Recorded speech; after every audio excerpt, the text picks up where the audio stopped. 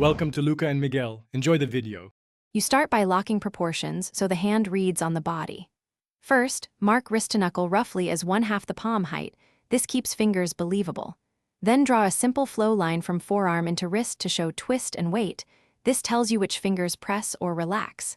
Next, block the palm as a trapezoid and place knuckle and thumb base landmarks. Once done, you have a scaffold to place fingers accurately and maintain consistent scale. You now construct fingers from the scaffold. Place joint circles to split each finger into 3 segments, because accurate joint placement creates believable bends and foreshortening.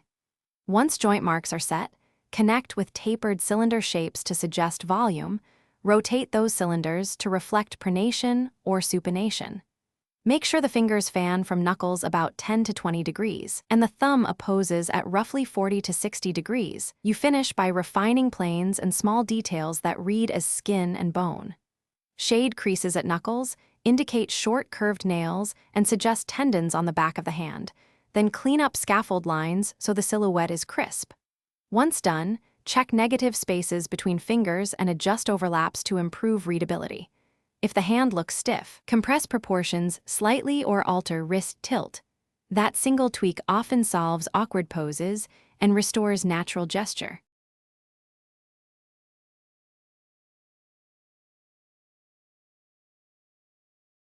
Thanks for watching and please subscribe. It's the best investment you'll ever make.